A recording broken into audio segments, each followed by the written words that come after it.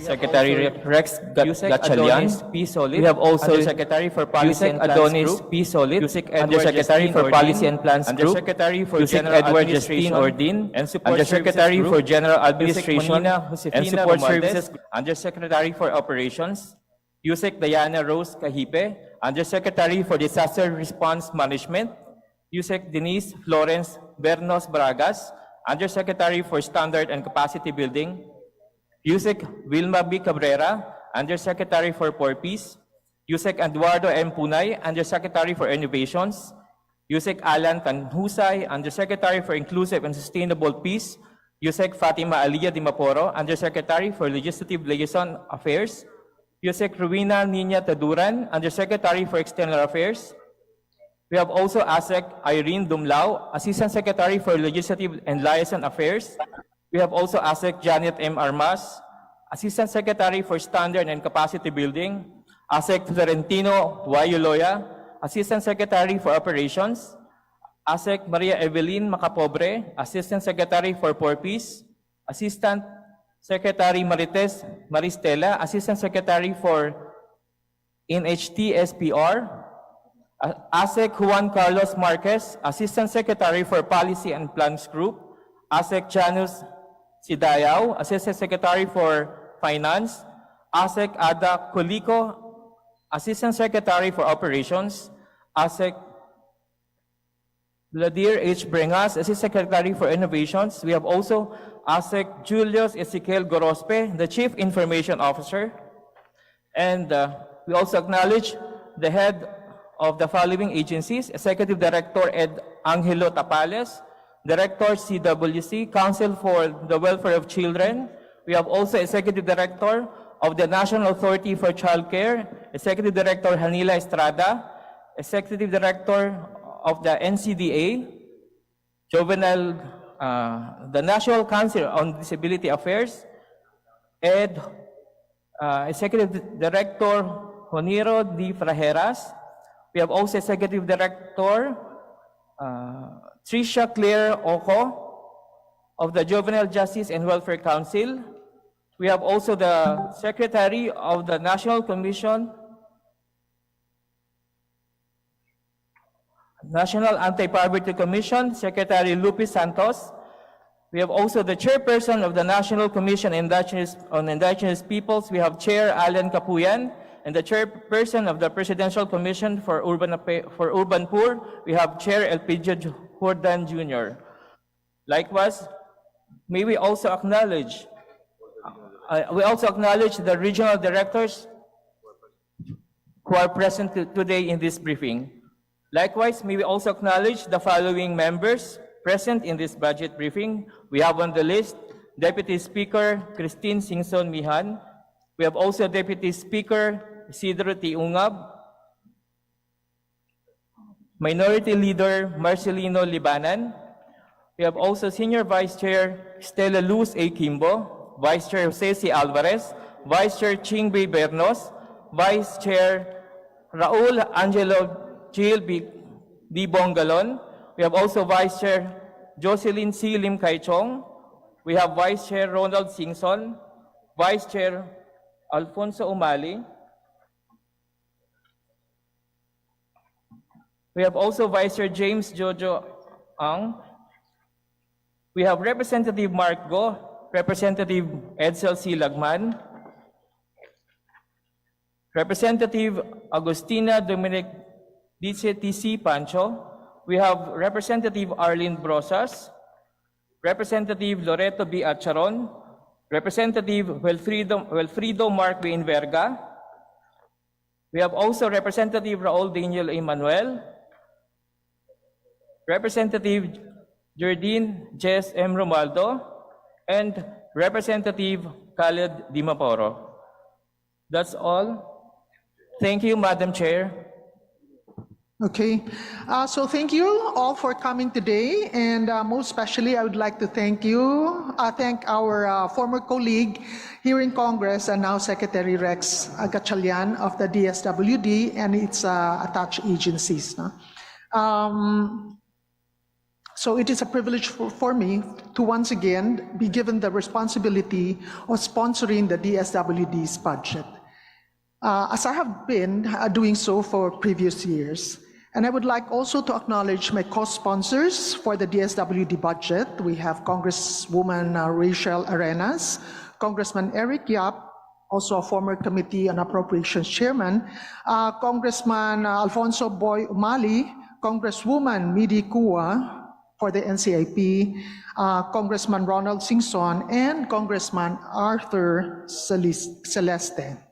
So I highly commend our good secretary for being hands-on in tackling the concerns and addressing the needs of the department. His experience as a former congressman and chief executive in the local government unit makes me optimistic that we will have a smooth sailing budget defense for DSWD. Sana. So as you all know, the proposed FY for 2024 national budget amounts to 5.768 trillion. It is 9.5 higher than the 2023 budget and is equivalent to 21.7% of our GDP. And as servants of the people, this amount of money from the taxpayers demands no less than extraordinary diligence from every official involved in the budgetary process. Social services and capacity building are without a doubt the utmost importance in protecting the marginalized and the vulnerable. While the social sector is expected to receive the highest chunk of the national budget for fiscal year 2024, with a 2.183 trillion or 37.9% of the total proposed budget, it is not only DSWD that is included in this. The sectors is composed of health, education, culture, manpower development, and social security, welfare, employment, and other social services. In particular, the DSWD has a proposed allocation of 207,366,494 pesos, or 5.44% higher than the last year's 196.67 million allocation. So in his budget, the President has identified as part of his priority program the social pension for indigent senior citizens and the Pantawid Pamilya Pilipino program of the 4Ps. I have noted here that 49.8 billion will be provided as support for our vulnerable elderly population, or almost double the amount of the current year.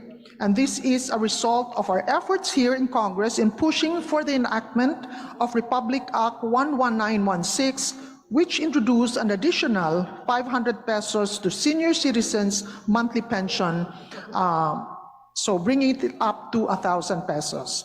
4Ps has an allocation of 112.8 billion and will benefit an estimated 4.4 million households.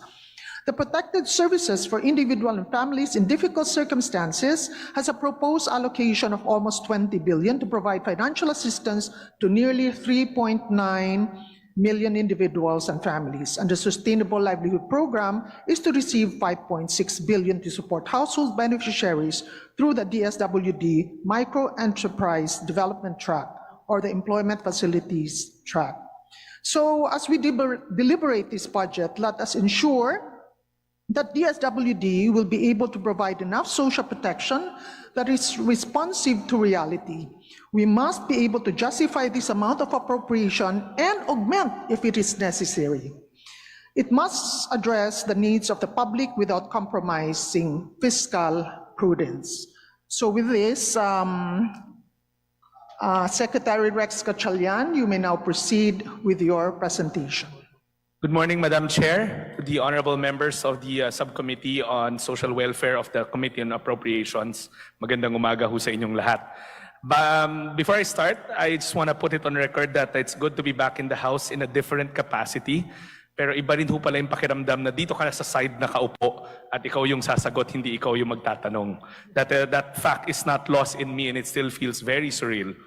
Good morning to everyone. I am honored to have the opportunity to address the esteemed members of Congress, now representing an agency from the other branch of government.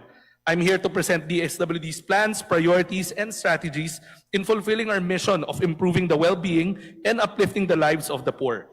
the vulnerable, and the disadvantaged members of our society. I'm joined today by my colleagues and co-workers from the Department of Social Welfare and Development and the attached and supervised agencies.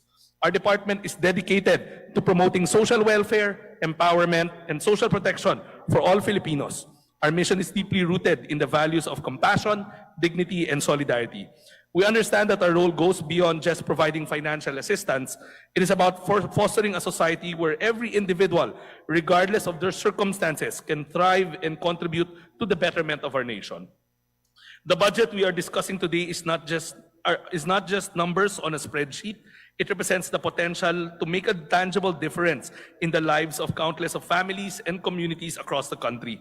It enables us to implement vital programs and services that addresses poverty, hunger, nutrition, education, disaster response, and more. As we delve into the details of our proposals, I invite each of you to consider the stories and faces behind the figures.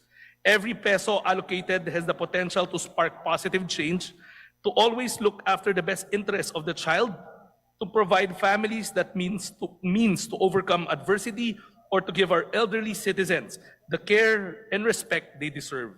I'm ready to answer your questions and engage in constructive dialogue, how to effectively allocate our resources to maximize their impact. Your guidance, scrutiny, and collaboration are essential as we navigate the complex landscape of social welfare and development in our nation. I'll be presenting the agency's overall performance with a breakdown of the overall physical and financial performance for 2022 and the first semester of 2023. The DSWD has several programs and sub-programs under the 5 organizational outcomes indicated in the General Appropriations Act. For the purposes of this presentation, I shall prioritize the major programs, activities, and projects of the DSWD based on the amount of allotments. Thereafter, I shall present the President's budget for 2024, highlighting the overall budget proposal and then budget proposals per attached agency. I will also talk about the new programs of the Philippine government, the Philippine Food Stamp Program, as well as other programs initiatives. We also included the DSWD program under the 8-point agenda to ensure our alignment with the priorities of the President. In the following slides, we will show the physical and financial accomplishments of the DSWD in the implementation of its programs for fiscal years 2022 and 2023, both as of July 2023. This slide displays the department's overall financial accomplishment, including both the current and continuing funds. As of July 2023, we have achieved an obligation rate of 43.47% and a 30.64% disbursement rate. As will be explained later, a significant portion of the funds is dedicated to grants and subsidies. This means that the utilization rate will significantly increase once the scheduled disbursement and catch-up plans during the second semester are conducted. By the end of the year, we estimate that DSWD's disbursement rate would be around 89%, which is an equivalent of around 163 billion pesos. The next slide shows the financial accomplishment of DSWD, Office of the Secretary from 2018 to 2022, covering both the current and continuing appropriations and other releases for that particular year. The significant increase in year 2020 is due to the implementation of the Social Amelioration Program during the pandemic. At the average, our 5-year obligation rate is at 93%, while our disbursement rate is 81.29%. The following slides will focus on the major PAPs ranked by the amount of MOE allocated for each. First is the Pantawid Pamilyang Pilipino Program, or 4Ps, for fiscal year 2022. We have served 98.71% of the target beneficiaries out of a total 100 billion pesos budget allocation. 99.99% has been obligated and 89.82% has already been disbursed. For fiscal year 2023, out of the 94.338 billion pesos budget, approximately 30.74 has been obligated with a 13.46 disbursement rate.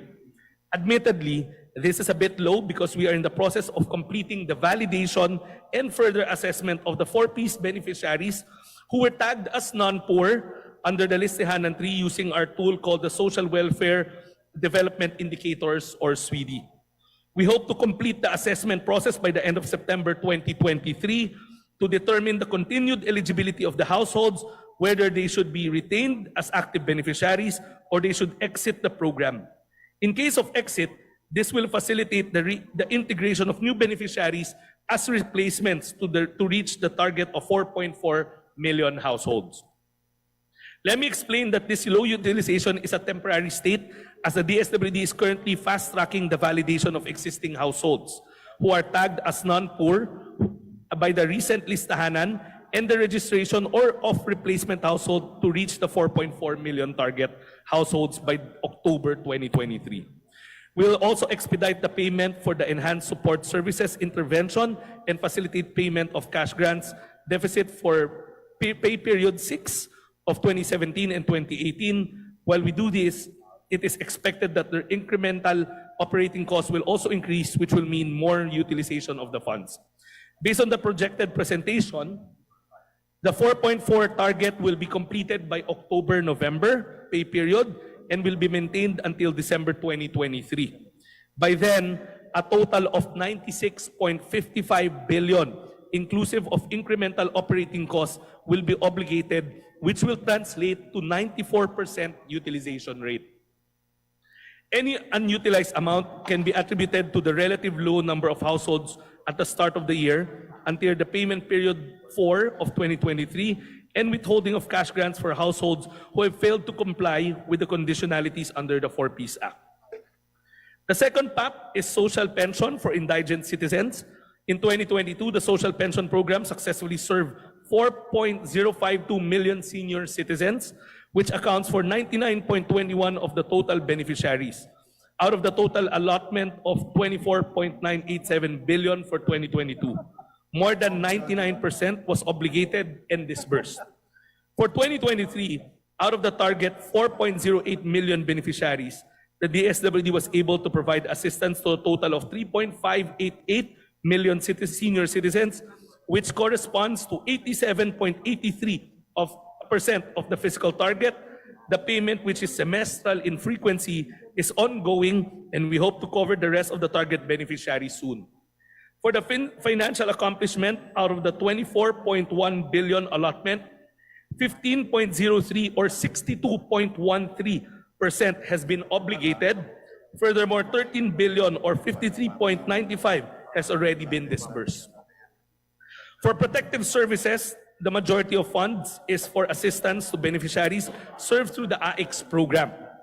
The DSWD was able to serve 5.336 million clients, exceeding the target by 284%. For 2023, the program has already served 2.36 million clients, which represent 139% of its target.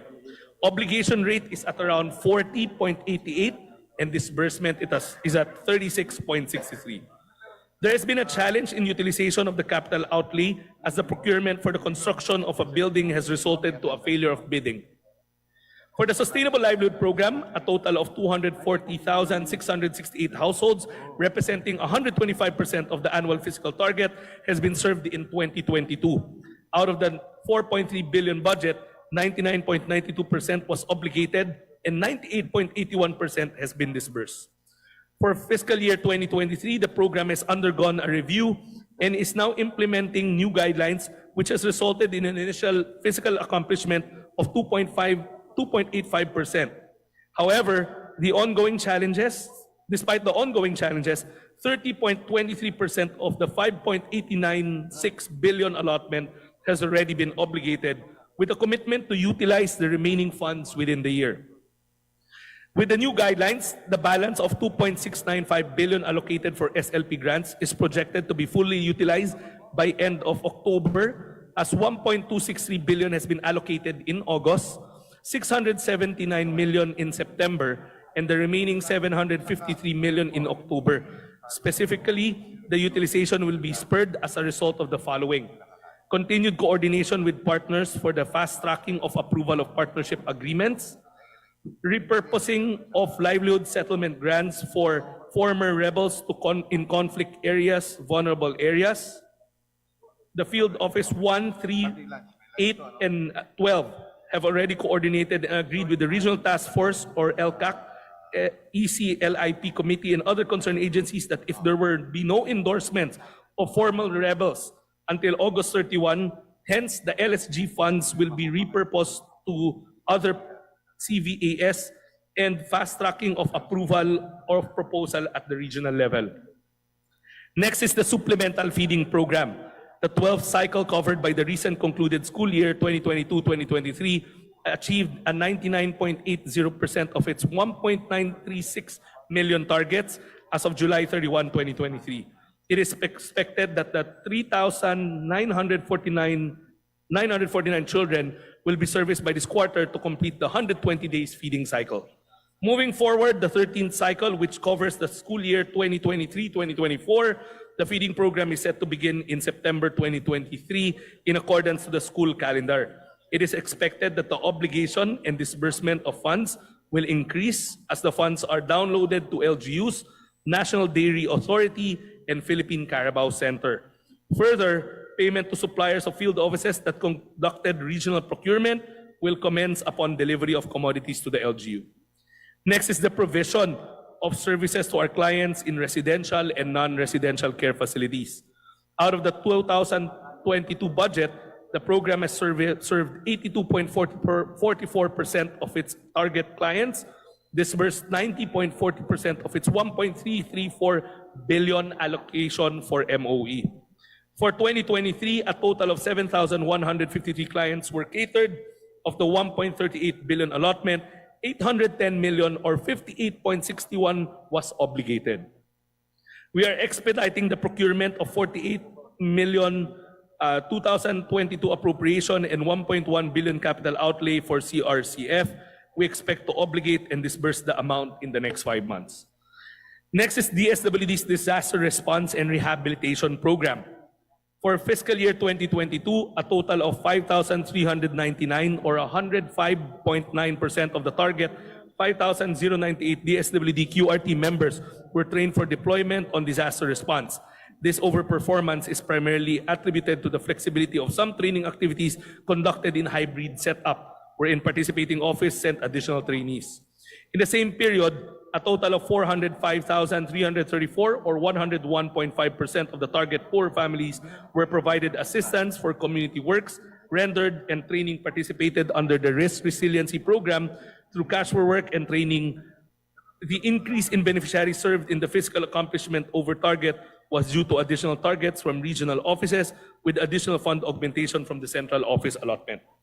Overall, the DRRP fund, we have obligated 99% and disbursed 92.54% of the 2.025 billion allotment for MOE. The capital outlay procurement activities are ongoing, which are targeted to be completed by 2023. For 2023, a total of 2,242 DSWD QRT members were trained for deployment on disaster response. This represents a 90.1% of the total target of 2,400 QRT members trained for the year. In the same period, a total of 76,554 poor families were provided with assistance for community work rendered for trainings participated under the RRP CFWT. This represents 20.2% of the target, 379,104 family beneficiaries served for the year. May I note that the first semester of the year is programmed for social preparation, while disbursement of grants are targeted for the third and fourth quarter. In terms of fund utilization, we have obligated 908 million or 39.22% and disbursed 30.79% or 713.49 million of the total amount of 2.31 billion allotment for DRRP. To expedite program implementation and utilization of DRRP funds, there will be continuous monitoring and provision of technical assistance to its field offices and implementing local government units under the Risk Resilience Program to ensure timely implementation of activities as planned. As for the utilization of the allotment for capital outlay, a request for a change of purpose from procurement of mobile kitchen to purchase of vehicles instead shall be facilitated with a target disbursement by December 2023. Next is our provision for technical assistance and resource augmentation program, which advances the functionality or service delivery level of local social welfare and development offices, as well as frontline service providers. For 2022, 100% of the target LGUs were served and 99.98% of the budget was obligated, while the disbursement rate is at 93.53%. In the semester of 2023, 1,441 local government units were provided with technical assistance and 601 local government units were provided with resource augmentation. Additionally, 76.66 million was obligated, or around 53.65% of the allotment. I'll now take the opportunity to present the proposed 2024 budget. The budget for DSWD is 207 billion or 368 million 207,368,494,000. Of the total proposal, MOOE has 95% allotment, followed by personal services at 5%, capital outlay of less than 1%. The budget is broken down as follows in this slide. 10.4 billion pesos of personal services, 196.3 billion pesos for MOOE. The increase is mostly attributed to social pension and the inclusion of the new Philippine Food Stamp Program. The capital outlay in fiscal year 2024 amounting to 354 million will be used for the procurement of needed ICT equipment and software. 160,439 million pesos is for the retirement and life insurance premium, or RLIP. We want to highlight that the department has embarked on new flagship programs for the department. The Food Stamp Program, or the Walang Gutom 2027, is one of them. The Walang Gutom 2027 Food Stamp Program aims to decrease incidents of involuntary hunger experienced by low-income households and make them productive citizens of the country. In addition, pregnant and lactating women have also been included in this said program. Through a whole-of-nation approach, the program aims to provide monetary-based assistance in the form of an electronic benefit card that will be loaded with food credits amounting to 3,000 pesos to purchase from a selected list of food commodities from partner merchants and stores. For the pilot implementation, at least 3,000 households who belong to the lowest income decile of Listahanan 3 shall be selected as pilot beneficiaries.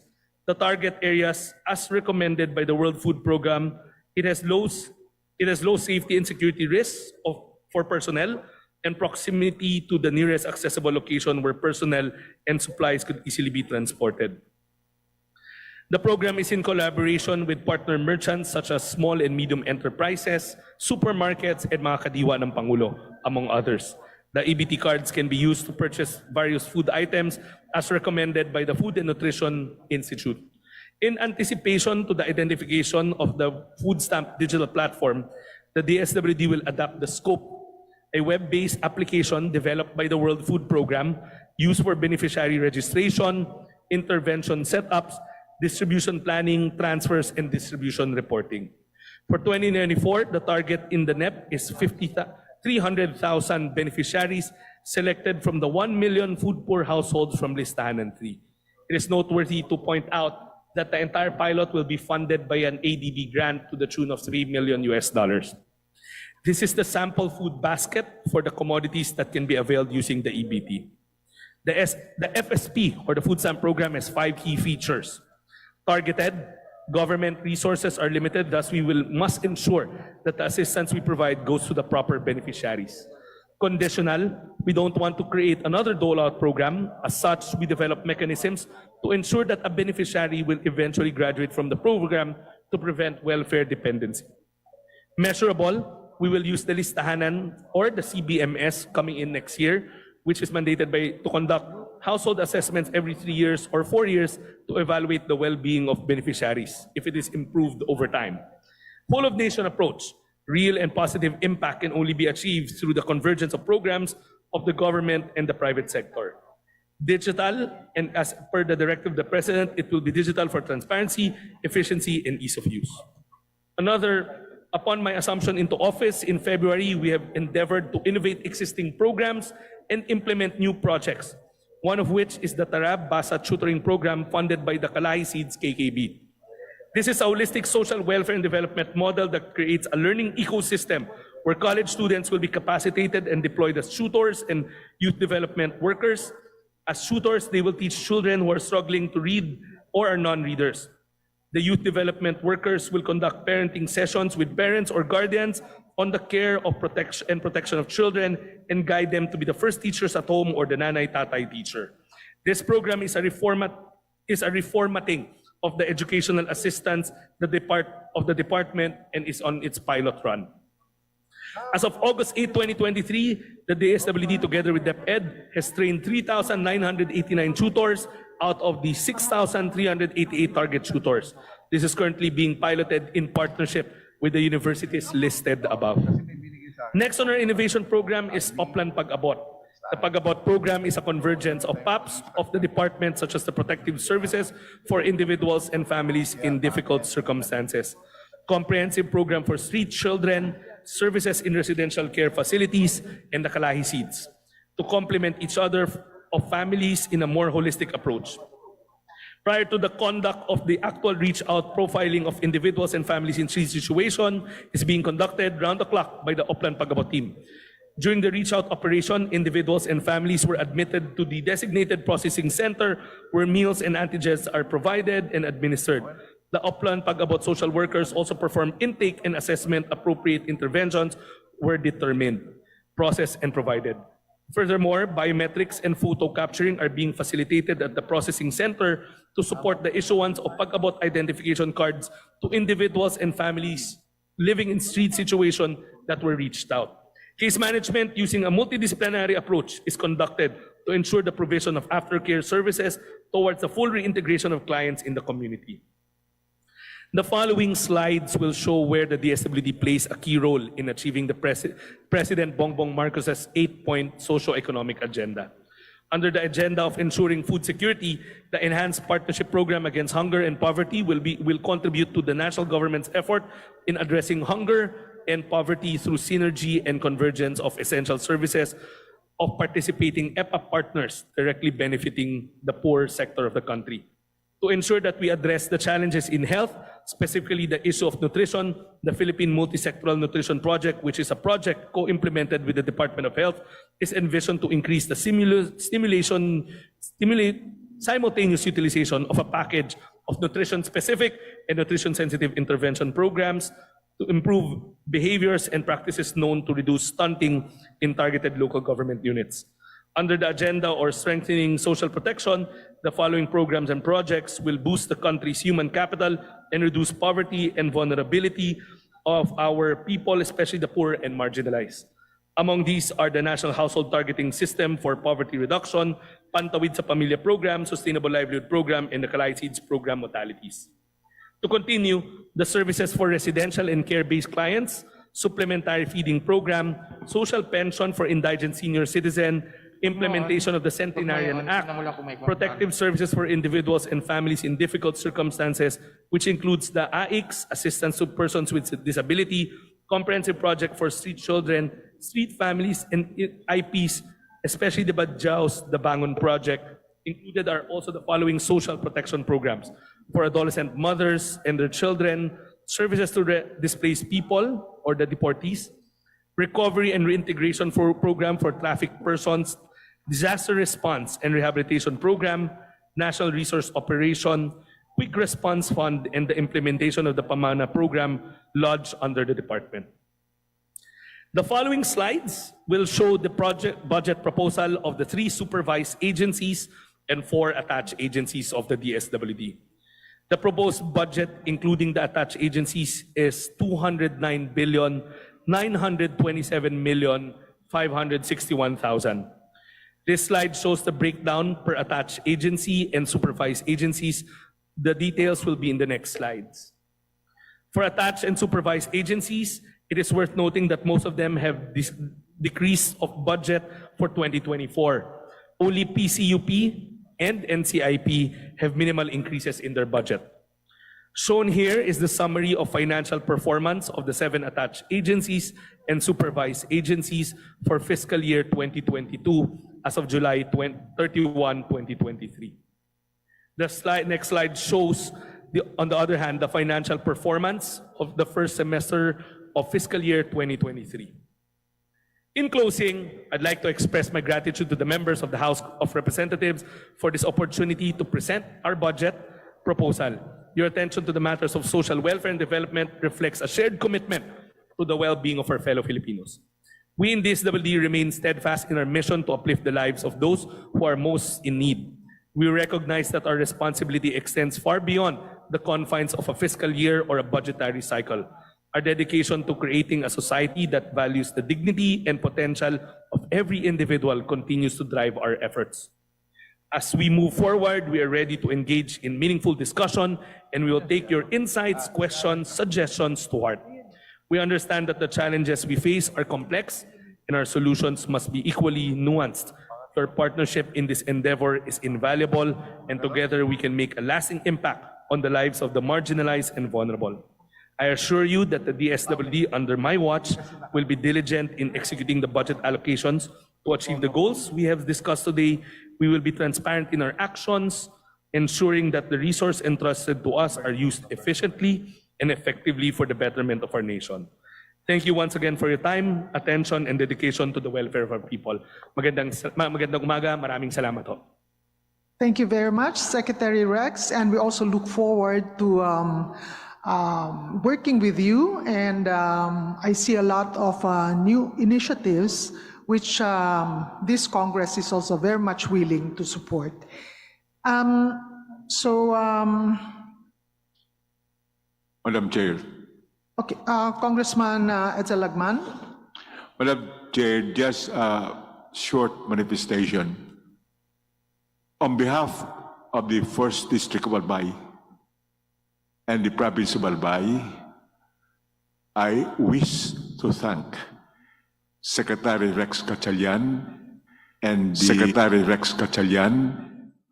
the DSWD family for immediate and continuing assistance to the Mayon evacuees, thousands of whom are still in evacuation centers because of the continuing volcanic aberration of the majestic Mayon volcano. I would like also to take this opportunity to commend Regional Director Norman Laurio for a splendid performance from the first day of the calamity, together with his regional and provincial staffs and the LGU counterparts. Madam Chair, calamities become more bearable with the laudable and seasonable assistance of concerned and consensus government officials and personnel. I would like to take this opportunity also to manifest my full support to the proposed budgets of the DSWD and its attached agencies except NCIP. Thank you, Madam Chair, for this opportunity to manifest my thanks and support. Maraming salamat. Thank you very much, Kong Edsel, and your comments and manifestation is well noted. Anybody else who wish to make a manifestation? Madam Chair, I'd like to also register. Okay, go ahead, Secretary. The manifestation of in behalf of the DSWD, we sincerely appreciate the manifestation of the gentleman from Albay, and rest assured that we will continue to strive to provide for the immediate needs of our evacuees from Mayon. Maraming salamat po. Thank you. Anybody else who wish? Okay, Congressman Isidro Unga.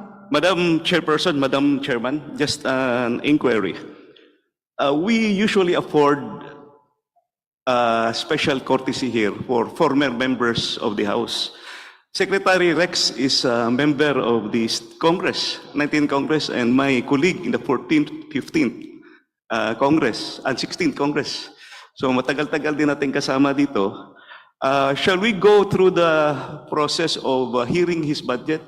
Ang ma-remember ko, the standing tradition here is that we do not ask questions for a member former member of the House, at saka for a co-equal branch of government, like the Office of the President, OVP, at saka yung judiciary, we usually do not ask questions anymore. So, tatanong ko lang po if possible ba that we just proceed with the question and answer pagdating na sa plenary. We're moving to that, Congressman Unga, but may we hear from the Vice Chair, Yes. Ronald Singson. Go ahead. Yes, Mr. Chairman. Well, as part of the long-standing tradition, as Congressman Ungab has been saying, tradition and practice of the House of Representatives and the Committee on Appropriations to extend parliamentary courtesy to a former member appointed to a cabinet position in his first appearance to present the budget of his or his department. Mr. Chairman, may I move that we terminate the budget briefing? Mr. Chair, I would like to raise a point of order. Because I understand tradition, and I have no objection with the tradition. Actually, I welcome it. But last budget briefing, linoko mo kami. Supposedly, we let the budget pass in the budget briefing, and then us who have issues that are not resolved are allowed to ask questions in the plenary against the Committee on Appropriations. However, last budget, we have been advised by our majority leader na let's, as much as possible, not ask questions in the plenary. That is the problem we have with this tradition. Papasa namin sila, and then bawal magtanong sa plenary. I have no problems just as long as I can do my job as the first district representative of Lanao del Norte to speak on behalf of my constituency. But since I will not be allowed to speak on behalf of my constituency, I will place it on the record in the form of my point of order so that Secretary Rex can hear it, that the MILF have not been decommissioned in the province of Lanao del Norte. And in the last Congress, when we discussed it with the MILF leaders, ang sinabi nila, ang may kasalanan is DSWD. DSWD is very slow in doing the case studies. So I would like clarification on this, and I will not bring it up here in the budget briefing in favor of tradition, and I will not bring it up in the plenary in support of our majority, but instead I will talk to the Secretary personally, but I would like this placed on the record so my constituents in the province of Lanao del Norte can hear and can see that we are trying to do our very best to ensure that peace will prevail under the BBM administration. Thank you, Mr. That's well noted, Congressman Madam Chairperson. Demaporo. And if you need more time, you can always request for an audience with the Secretary. Madam Chairman, we respect and we understand the situation of the Honorable Dimaporo, but he already stated that all his comments are already included in the point of order, and we thank the Honorable Dimaporo for accepting that, yes, there is a tradition. And just to inform this body, Secretary Rex is also the colleague of your father, si Bobby, kasama namin sa 14th Congress. And I was just raising this because this is been a long-standing practice, a long-standing tradition in the House of Representatives. But that doesn't, of course, exclude members who wish to make a manifestation. But yung ating tradition naman is on the question and answer. We usually allow that nung first termer pa ako, second termer. In fact, I remember my colleague, Congressman Lagman, used to be chairman of the appropriations. Chairperson, Josie Lim Kai Chong was my chairperson of the Committee on Appropriations in the 15th Congress. And we allowed that in the so many years that is the history of this committee. So, yun lang po. I just, the gentleman from Marawi has raised a point of order, so I think the chairperson has to rule on that point of order also. Madam Chair, To make it clear, Mr. Chair, I have said what I needed to say, so I withdraw my point of order. And I support the motion of the chair, whatever it so may be. So, Madam Chair, since the point of order has been withdrawn, we request now the chairperson to rule on my request to proceed or not with the request for parliamentary courtesy to... Madam Chair, before we vote on the motion, Wait, there's no motion yet. We will ask Vice Chair Singson to proceed with the motion. Yes, Mr. Chair, Madam Chair, if I may proceed, because I was about to make the motion. And now, Mr. Chairman, may I move that we terminate the budget. Madam meeting? Chair. Madam Chair, may I comment? Madam Chair, I object. Madam Chair. Yeah, can I make the motion first before you object? Because there's nothing to object yet. I haven't made the motion. So, Mr. Chair, terminating na Mr. Chairman, may I move that we terminate the budget briefing of the Department of Social Welfare Development and its attached agencies. I so move, Mr. Chairman. I object, Do I hear any motion? So there's a motion here to object. second the motion. Madam Chair, before we act on the motion, Yes, I'd like to Congressman put Romualdez. on record and manifest to support the manifestation of the Honorable Edsel Lagman for the determination of the SWD budget, except NCIP, Madam Chair, Your Honor. We will accept. So, Madam Chair, may I comment? May I comment, Madam Chair? okay, let me recognize first Congresswoman Pans Castro. So with due respect to our distinguished colleague, DS, so nag-object po tayo dahil although we respect the tradition of our of the House or the Congress, pero ito lang po yung panahon, Madam Chair, na pwede tayong makapagtanong personally doon sa mga agencies, especially the head of the agency. I have no personal na whatever. Pero sana magampanan din naman natin yung trabaho natin kasi ito lang yung panahon na tayo ay ito lang kasi yung panahon na makakapagtanong tayo. So kung wini-waive ng majority yung kanilang chance na magtanong, so yung minority we have, kasi sinabi naman din ni Speaker, di ba?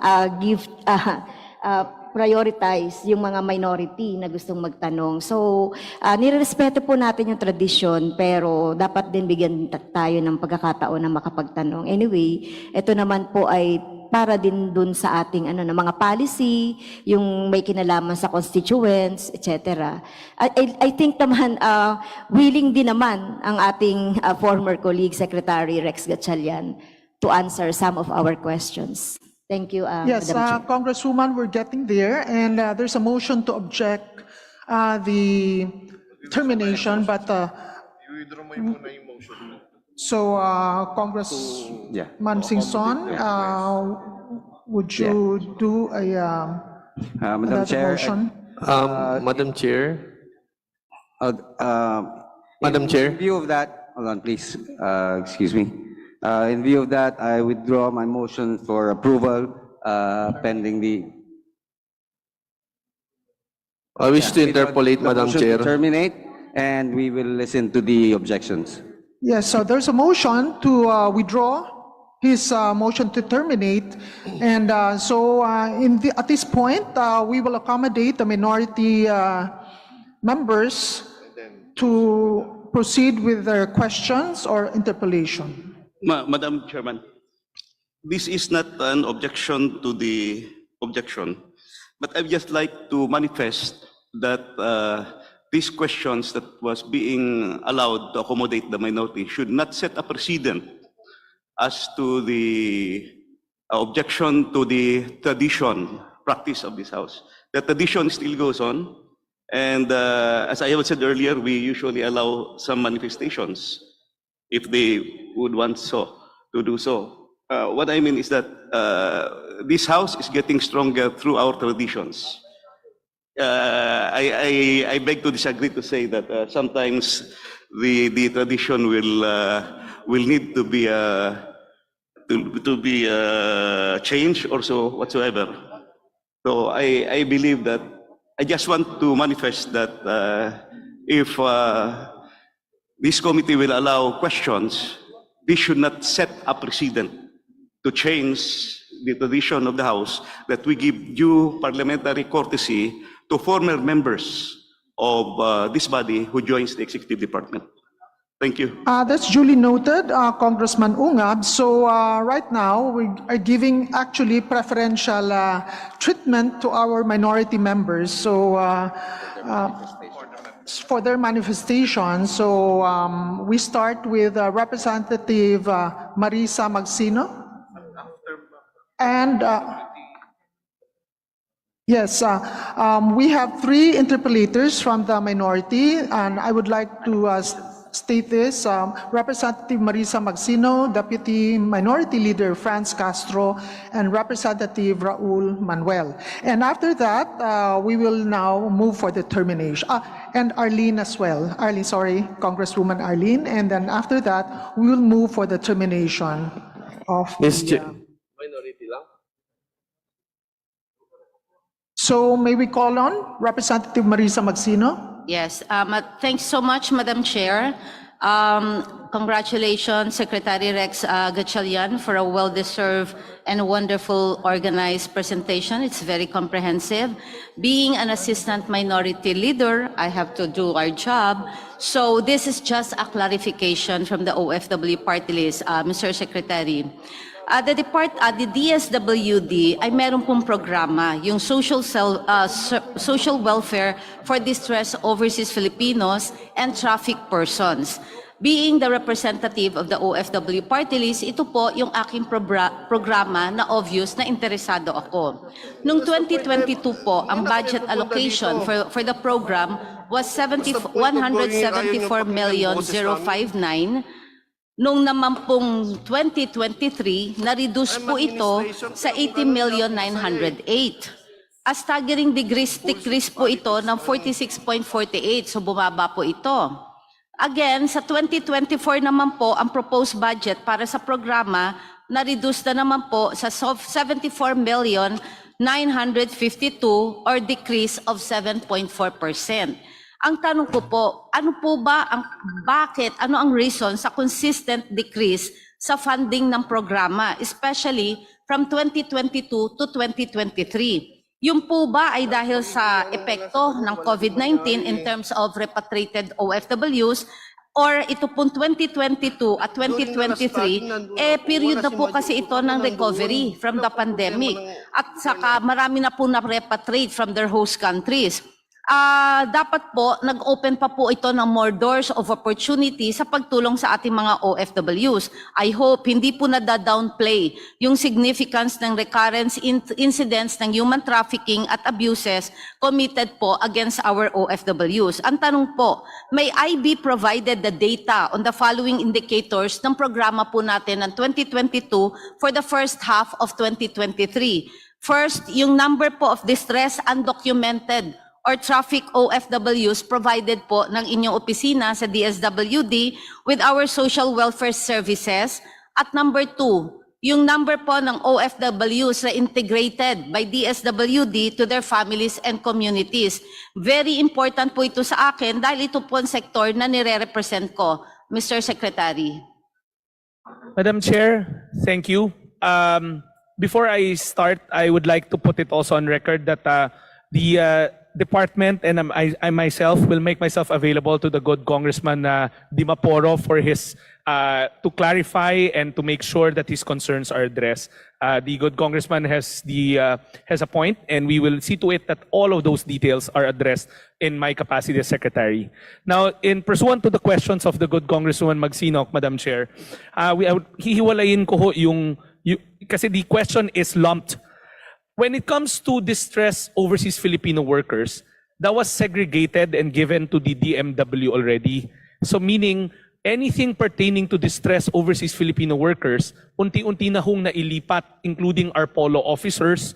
All of those functions have been given to DMW because of their the creation of a new department together with its new mandate. So we will gladly furnish you the data that you want to show that while our budget has been decreasing when it comes to dealing with distressed overseas Filipino workers, the DMW has been assuming that responsibility to include the reintegration of distressed OFWs.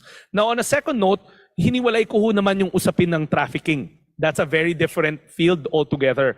The trafficking budget of the department still stands what it is, as I mentioned, but that is into the reintegration of victims. When it comes to the prosecutorial, the law enforcement side of it, we are all part of the IACAT, or the interagency body that deals with such issues, but it's been segmented. The prosecutorial, the law enforcement side have been given to the DOJ, while the reintegration, the rehabilitation, reintegration, and of the victims of human trafficking ang nasa amin naman po. Likewise, we will gladly furnish your office